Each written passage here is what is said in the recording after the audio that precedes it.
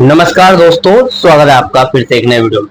दोस्तों, BSNL third PRC लागू होगी तो सभी कर्मचारियों को फायदा होगा, सभी पेंशनर्स को भी फायदा होगा, जिनमें कैटेगरी वाइज पेंशनर्स को फायदा होगा।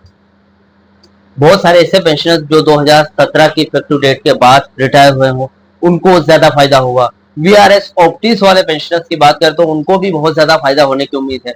लेकिन यहाँ पर बहुत सारे ऐसे पेंशनर्स हैं जो मुझे कमेंट करते हैं कि हम 2017 से पहले रिटायर हुए हैं, या पर हम 2017 के पहले वाले पेंशनर्स हैं जिन्होंने पहले कर्मचारी थे और फिर रिटायर इसलिए। तो क्या थर्ड पीआरसी लागू होने पर 2017 की इफेक्टिव डेट के साथ हमें फायदा मिलेगा या फिर नहीं?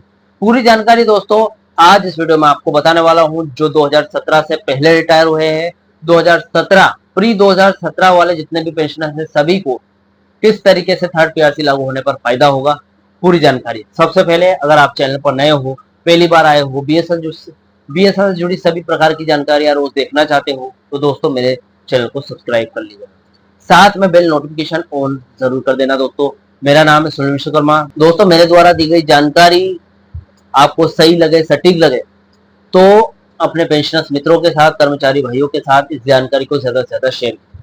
चलिए दोस्तों बढ़ाते हैं वीडियो को आगे। यहाँ पर प्री 2017 का जो मामला है वो पोस्ट 2017 से थोड़ा अलग है, क्योंकि आप इफेक्टिव डेट से पहले रिटायर हुए, यानी कि प्री 2017 वाले पेंशनर जो दो इफेक्टिव डेट से पहले रिटायर हुए उनकी बात थोड़ी सी अलग है।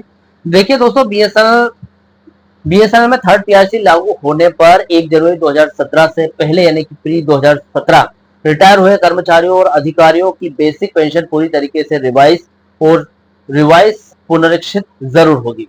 अब दोस्तों हालांकि प्री 2017 पेंशन और 2017 के बाद वाले यानी कि पोस्ट 2017 के फायदे में एक बड़ा अंतर देखने को मिलता है हमें। प्री 2017 पेंशनर्स को ग्रेचुइटी या लीव इनकेशमेंट का नया एरिया नहीं मिलता है, क्योंकि उनकी रिटायरमेंट 2017 से पहले हो चुका था, लेकिन उनकी मासिक बेसिस पे सीधी बढ़ जाएगी और 1 जनवरी 2017 से लेकर अब तक का पूरा पेंशन एरियर यानी कि पेंशन एरियर मिलने की पूरी संभावना है, जरूर मिलेगा। अब दोस्तों 2017 से पहले जो भी रिटायर पेंशनर्स है उनकी पेंशन किस तरीके से रिवाइज होगी वो बता दूं आपको। 1 जनवरी 2017 से पहले दोस्तों बीएसएनएल का आईडी 119.5% पर पहुंच गया था। अब थर्ड पीआरसी लागू होने पर पेंशन रिवीजन का जो फॉर्मूला है सेकंड पीआरसी प्लस 119.5% जो 2017 के टाइम पे था, उसके साथ देखा जाए तो फिटमेंट फैक्टर जो भी सरकार तय करेगी उसी के हिसाब से आपको। अब देखिए 1 जनवरी 2017 से 119.5% जो अलग से मिल रहा था वो आपकी बेसिक पेंशन में मर्ज कर दिया जाएगा दोस्तों। इसके ऊपर सरकार जितना भी फिटमेंट परसेंट तय करेगी वो आपको मिलेगा। अब केडर वाइज बता दूं आपको, प्री 2017 के टाइम पे जो भी केडर वाइज आप नॉन एग्जीक्यूटिव कर्मचारी थे या एग्जीक्यूटिव ऑफिसर थे या फिर सीनियर एग्जीक्यूटिव ऑफिसर थे, किस पोस्ट पर थे उसके हिसाब से मैं यहाँ पर कैलकुलेशन करने वाला हूँ। मेरे पास दोस्तों कोई बोर्ड वगैरह नहीं है, लेकिन मैं अपने मुंह जुबानी समझाने की पूरी कोशिश करूंगा आपको। देखिए दोस्तों, यहाँ पर प्री 2017 के केडर के हिसाब से सबसे पहले नॉन एग्जीक्यूटिव एम्प्लॉइज की बात कर लेते हैं। देखिए यहाँ पर आते हैं एटीटी, एसआर, टीओए टेलीफोन मैकेनिक हो गया, टीएम ड्राइवर, ड्राफ्टमैन, ओएस, जितने भी एनी 1 से लेकर एनी 9 एनी 10 के कैटेगरी के बीच में जो भी आते हैं नॉन एग्जीक्यूटिव एम्प्लॉइज उनकी बात करेंगे। वर्तमान औसत बेसिक पे सेकंड पीआरसी के करीब आपका 12,000 से 22,000 के बीच में था। तो थर्ड पीआरसी लागू होने पर 27,000 से 49,000 के बीच में होने की पूरी संभावना है। यहाँ पर फिटमेंट फैक्टर 10% या फिर 15% के आधार पर ये निकाला जा रहा है। अब जेब में आने वाला जो फायदा है उसकी अगर बात करूं तो मासिक बेसिक पेंशन में सीधी 2,500 से लेकर 6,000 रुपए प्रति माह की सीधी बढ़ोतरी देखने को मिलेगी। ये फायदा दोस्तों आपको आज के टाइम में एरियर के रूप में मिलेगा। अब दोस्तों पेंशन एरियर की अगर बात करूं 2017 से लेकर अब तक, 1 जनवरी 2017 से लेकर अब तक जो बकाया है वो 1.5 लाख से 4 लाख रुपए के करीब एक मुश्त बनने वाला है। अब एग्जीक्यूटिव ऑफिसर केडर्स की बात कर लेते हैं, जो कि यहाँ पर आते हैं दोस्तों जेटीओ, एसडी, जेओ या फिर जेओ, जेएओ की बात करें, जेएई, इनकी बात करें E1 से लेकर E3 तक जितने भी ऑफिसर्स आते हैं उनकी वर्तमान औसत बेसिक पेंशन आपकी फिलहाल चल रही सेकंड पीआरसी के तहत 24,000 से 40,000 के बीच में। थर्ड पीआरसी लागू होने पर आपकी बढ़ोतरी होगी दोस्तों इसमें 53,000 बढ़ोतरी होकर 53,000 से लेकर 88,000 के बीच में आपकी जो पेंशन है वो पहुंच जाएगी। यानी कि जेब में आने वाला एक्स्ट्रा पैसा कितना बनेगा, 6,500 से 12,500 रुपए के करीब बनेगा।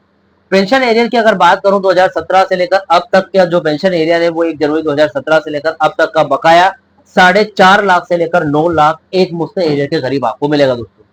अब यहाँ पर सीनियर एग्जीक्यूटिव के बारे में बात कर लेते हैं। सीनियर एग्जीक्यूटिव ऑफिसर जो है उनमें दोस्तों आते हैं पोस्ट के हिसाब से एजीएम हो गए, डी हो गए, डीजीएम हो गया, या फिर जीएम हो गए, सीजीएमटी हो गए, जो E4 से E9 पे स्केल के बीच में केडर्स E4 जो E4 से E9 केडर्स में आते हैं, ग्रेड में आते हैं। देखिए इनकी वर्तमान बेसिक पेंशन कितनी चल रही है सेकंड पीआरसी के हिसाब से 42,000 से लेकर 70,000 के बीच में। थर्ड पीआरसी लागू होने पर ये बढ़कर हो जाएगी 92,000 से 1,55,000 के बीच में कैटेगरी वाइज और पोस्ट वाइज। ठीक है, अब जेब में आने वाले फायदे की अगर बात करूं, कितना फायदा हुआ आपको, 14,000 रुपए से लेकर 25,000 रुपए प्रति माह की सीधी भारी बढ़ोतरी हुई है दोस्तों। पेंशन एरियर की अगर बात करूं 2017 से लेकर अब तक का आपका 1 जनवरी 2017 से लेकर अब तक के एरियर के हिसाब से 10 साल का एरियर आपका बनता है 18 लाख, 10 लाख से लेकर 18 लाख से ज्यादा सीनियर एग्जीक्यूटिव ऑफिसर्स का। अब दोस्तों प्री 2017 के पेंशनर्स के लिए 3 सबसे बड़े फायदे हैं जो कि एक हिसाब से देखे जाए तो ये भी आपके बेनिफिट्स में गिने जाएंगे।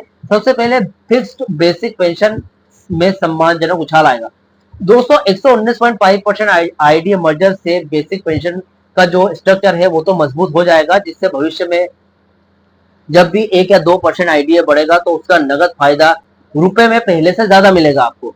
अब 78.2% आईडीए न्यूट्रलाइजेशन होगा जो कि 54 पॉइंट के समथिंग बना। जो पेंशनर्स 78.2% या फिर 119.5% आईडीए मर्जर की पुरानी विसंगतियों से जूझ रहे हैं, यानी कि जो भी अनोमलीज आ रही है थर्ड पीआर से लागू होते वो पूरी तरीके से नए पे स्केल में स्ट्रीमलाइन कर दी जाएगी। इससे राहत मिलेगी आपको।